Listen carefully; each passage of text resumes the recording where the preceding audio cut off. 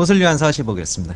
이 작품을 위해서는 언어와 이런 사고에 대한 전통적인 철학적 물음에 대한 이해가 필요합니다. 이 부분에 대한 잠시 배경 설명을 듣고 난 뒤에 작품 본문을 보도록 하겠습니다. 설명을 다른 작품에서 들으신 적이 있는 학생은 설명 부분 스킵하시고 곧바로 본문으로 가시면 될 것입니다. 설명 듣겠습니다. 이 부분에서는 언어 이중성에 대해서 한번 간략하게 살펴보겠습니다. 언어 이중성은 여러분이 언어와 사고라는 그런 비문학 지문들에서도 종종 나오고, 그 다음에 시문학이 이러한 것들을 언어의 본질을 다룬 이런 시문학도 꽤 많이 있습니다. 저희 시문학을 보기 위해서 지금 배경 지식으로 잠시 보는 거죠. 그다음 논술에서도 이런 것들을 많이 묻고 있는데, 언어 이중성이 어떤 것이냐에 대해서 먼저 이해를 하시면은 다음 문학 작품을 보는데 아주 편리하실 겁니다. 자, 언어에 대해서는 전통적으로 언어는 존재의 집이다라는 입장이 있고, 언어는 사회의 족쇄일 뿐이다라는 뭐 이런 입장이 있는데, 요게 이제 흔히 언어로서 모든 것을 사고를 명확히 드러낼 수 있다, 이런 서양 사고적 서양 철학적 입장의 전통의 기원을 두고 있죠. 언어는 우리 사회의 족쇄일 뿐이고 자유로운 마음의 사고, 내적 사고를 오히려 방해하는 사고의 극히 일부에 지나지 않는 것이다. 뭐 이게 이제 주로 동양에서 말하는 언어론적의 한 부분인데, 이것을 좀 더 풀어서 한번 살펴보겠습니다. 그러면 이게 뭐겠습니까? 귤입니다. 이게 뭡니까? 바나나죠? 이게 뭡니까? 사과입니다. 그렇죠? 요 세 개를 다 묶으면 우리는 이 과일이라고 얘기를 하는데, 실제적으로 여러분이 과일이라는 것을 눈에 본 적은 없습니다. 그렇죠? 이 과일은 언어만 있습니다. 언어만 있을 뿐이지 실제 과일을 구성하는 것은 이러한 다양한 요소들일 뿐입니다. 그렇죠? 그래서 과일은 추상명사가 됩니다. 그래서 언어는 보이지 않는 이러한 것들의 추상적 사고를 가능하게 합니다. 그래서 여러분들이 과일 하면 머릿속에서 달다 혹은 그렇죠? 달다, 향기롭다 뭐 이런 것들이 머릿속에서 함께 연상이 될 것입니다. 이것은 바로 언어가 우리에게 추상적 사유의 폭을 넓혀주는 그런 아주 단적인 예가 됩니다. 좀 더 다른 얘기를 들어볼까요? 좀 더 추상적 언어 중에서 여러분 사랑, 우정 이런 거 본 적 없죠? 자비, 그렇죠? 인 이런 것들은 다 어디서 온 겁니까? 이 추상적 언어가 있기 때문에 이런 것들을 사유할 수 있었던 것입니다. 만약 이런 단어들이 아예 없었더라면 인이라는 단어, 그렇죠? 그 다음에 공자의 인이라는 단어, 그 다음에 부처님의 자비 이런 단어들은 동양의 어휘들입니다. 이런 동양의 어휘들은 동양인들이 갖고 있는 일정한 사고 방식을 형성하는데 큰 역할을 하게 되겠죠. 우정이란 단어, 이런 것들이 이런 추상적 명사가 우리의 삶의 지평을 오히려 확산시켜 주게 된다. 이것이 바로 언어는 우리 존재의 집이다. 보이지 않는 대상들을 좀 더 명확히 함으로써 사고의 폭을 높여준다. 간단히 얘기하면은 0이라는 거 본 적 없을 겁니다. 마이너스 7 본 적 없죠. 그다음 지수, 로그 이런 것들 여기다 막 루트 씌우고 제곱도 하죠. 이런 것들은 실제로 눈에 보이지 않지만 언어라는 개념과 기호가 있기 때문에 인간에게 사유를 확대해준다. 이렇게 보는 것이 언어를 존재의 집이다. 언어를 통해 세계가 넓어진다는 뜻이 될 겁니다. 언어는 사회의 족쇄일 뿐이다 라고 말하는 입장은 반대입니다. 자, 이쪽 한 폭의 그림입니다. 이것을 언어로 표현합니다. 그렇죠? 얼룩무늬의 호랑나비가 봄날에 백꽃에서 놀고 있다. 좀 썰렁하죠. 이렇게 언어로 표현했다고 칩시다. 얼룩무늬 호랑나비가 백꽃 사이에서 향기롭게 논일고 있다. 자, 이렇게 언어로 표현했습니다. 자, 이 부분하고 이렇게 대조해 보십시오. 요 글 자체가 이 상황 전체를 명확히 표현할 수 있는 겁니까? 없는 겁니까? 없는 거죠. 실제로서 이 향기나 이 나비의 다양한 모습은 어떠한 언어, 이 언어를 지구상의 모든 언어를 동원해도 이 나비를 정확히 설명할 수는 없을 겁니다. 이것은 그저 지시한 한 부분일 뿐이지 자칫 얼룩무늬 호랑나비가 백꽃 사이에 놀고 있대 이 구절만으로 본다면은 이것이 갖고 있는 봄날의 정치에 대해서 우리가 본질적인 이런 정치나 다양한 아름다움을 느낄 수 없을 것입니다. 따라서 언어는 사물을 가리키는 한 부분에 불과할 뿐 이것이 사물의 전체 본질을 절대 담을 수 없는 언어의 한계에 주목하고 있는 부분이 두 번째 그 사회의 족쇄일 뿐이다. 뭐 이렇게 얘기를 한 겁니다. 실제로 뭐 여러분들이 만약에 음악이나 그 미술 작품을 보고 그것에 대해서 한두 마디 말이나 이런 것으로 어떻게 음악의 감동, 그 다음에 뭐 예술 작품을 본 감동 이런 것들은 느낌으로써 우리가 그것을 공유하는 것이지 100마디, 1000마디의 논평이나 말로써 어떻게 그것을 설명할 수는 없을 겁니다. 예를 들면 나 자신에 대해서도 1000마디 말로 설명할 수는 없습니다. 수만 장, 수십만 장을 써도 상대와 사람에 대해 설명할 수 없습니다. 때로는 어떻게 직접 만나서 그의 접촉함으로써 감을 공유하고 정서를 공유할 때 이런 것들에 대한 이해가 가까워지는 것이지 언어로서 사물의 본질에 다가설 수는 없는 것이다. 이게 두 번째 입장이 될 것입니다. 자, 이것을 조금 더 간략하게 한번 정리를 해보겠습니다.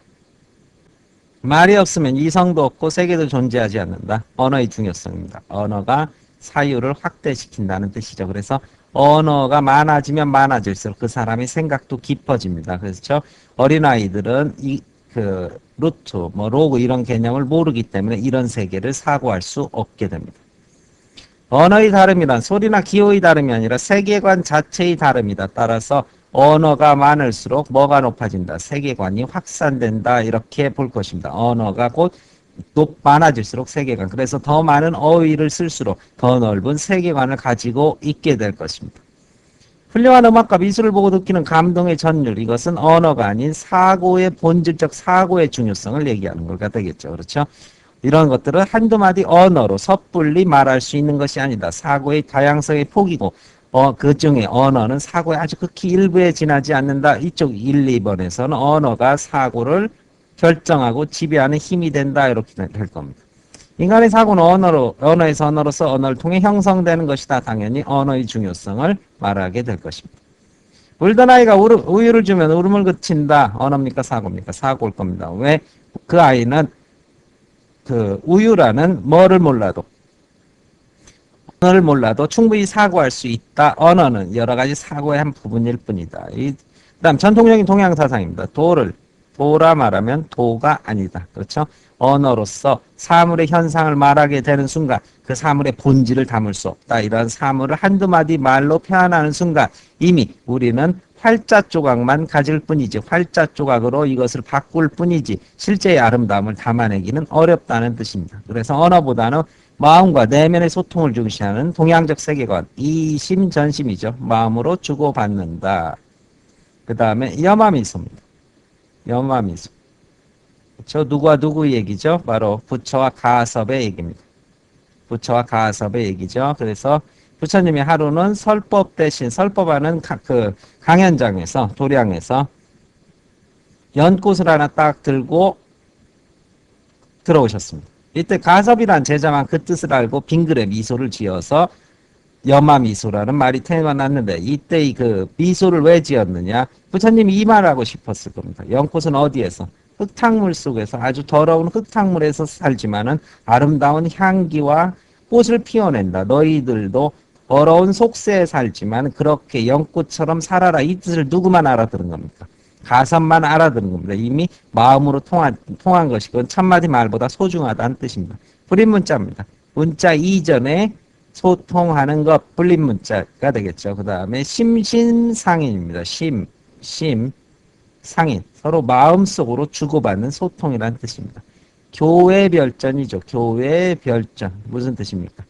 교회별전. 교과서 이외의 것에서 우리가 주고받는 지식이다. 책을 넘어선 지식의 모습. 교과서 이외를 넘어선 별전. 주고받는 그러한 지식의 모습입니다. 마지막 하나만 더 보겠습니다. 자, 그림의 르네 마그리트의 그림입니다. 르네 마그리트의 그림. 이것은 뭐다? 파이프가 아니다. 이런 뜻이죠. 파이프가 아니다. 이것은 파이프가 아니다. 이것이 이 그림의 제목입니다. 그럼 이게 무슨 뜻이겠습니까? 이것은 파이프가 아니다. 이것은 뭐일 뿐이다? 파이프를 그린 그림일 뿐. 실제 파이프가 될 수는 없다. 이 그림의 의미를 언어로 뒤집어 놓으면은 언어는 뭐다?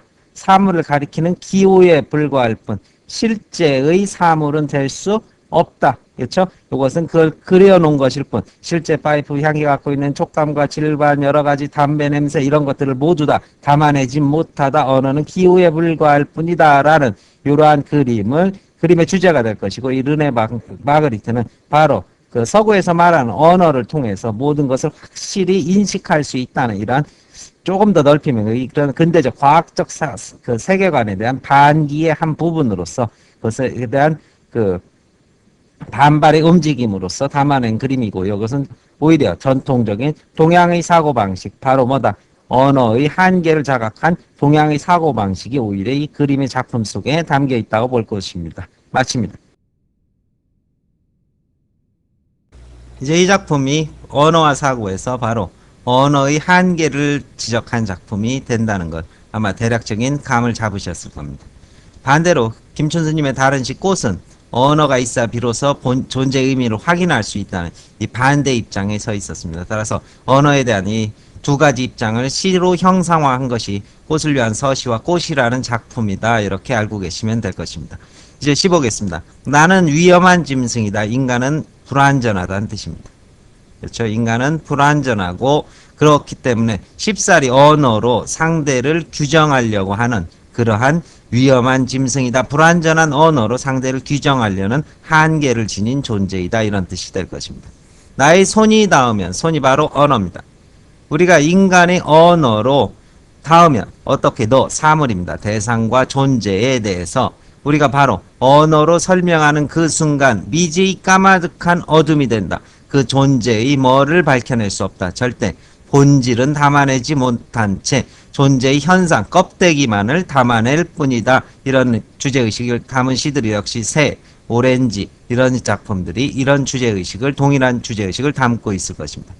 존재의 흔들리는 가지 끝에서 존재란 어떻게 끊임없이 변화하고 변모하는 것인데 이것을 하나의 어떻게 고정된 언어로서 담을 수 없다. 즉 너는 이름도 없이 존재를 언어로 말할 수 없는 상황에서 피었다 진다 흘러가는 물처럼 끊임없이 변화하고 변모하는 것이다. 우리는 흐르는 물을 상류, 그렇죠? 중류, 하류 이렇게 규정을 하지만 이렇게 규정한 것이 어디까지가 상류고 중류고 하류인지는 사실 누구도 정해질 수가 없는 것인데 끊임없이 흘러가는 물일 뿐인데 이렇게 상류, 중류, 하류라는 언어로서 그것의 본질을 담을 수 없는 것이다. 존재란 흔들리는 가지처럼 흐르는 물처럼 언어로 설명 없이 끊임없이 흘러가고 변하는 것이다.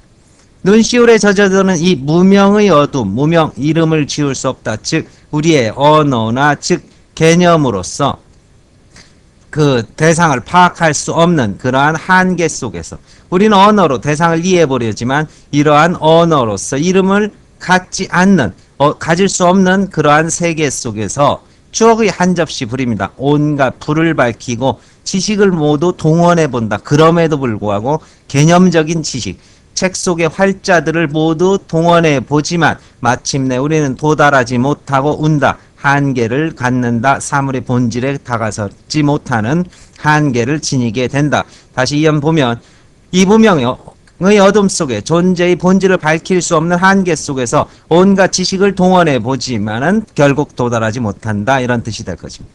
나의 울음이 이러한 염원이 그렇죠. 나의 울음이란 염원이 돌개바람이 되어서 깊은 역시 염원이 되겠죠. 이러한 나의 바람이 돌개바람이 되어서 탑을 흔들다가 존재의 주위를 맴돌다가 사물의 본질의 주위를 맴돌다가 그 사물의 본질 돌까지 있으면 본질에 이르면 언젠가는 금이 될 것이다. 반짝이는 진리를 얻을 수 있을 텐데 라는 아직은 미련이 남아있고 역시 도달하지 못한 한계를 보여주는 겁니다. 그렇죠? 사물을 알고 싶은 이러한 내적 염원이 점점 바람처럼 강해져서 존재의 주변을 맴돌다가 본질에 이르면 반짝이는 진리를 얻을 수 있을 텐데 그렇지 못하는구나. 얼굴을 가리운 나의 신부여 역시 본질을 어떻게 말로써 언어로서 접근할 수 없는 바로 존재의 본질이여 이것이 바로 이 작품의 주제가 되고 여기에서는 전통적으로 제기된 물음 즉 언어는 뭐다? 사유의 일부일 뿐 그 언어로서 사물의 본질을 담을 수는 없다라는 그러한 그 작품이 되고 이것이 그 아까 배경 설명에 들으셨던 이것은 파이프가 아니다. 그렇죠? 이것은 뭐다? 파이프를 그려놓은 그림일 뿐 파이프의 실체는 될 수 없다는 언어의 한계를 담고 있는 작품 이렇게 이해하시면 될 것입니다. 설명 마칩니다.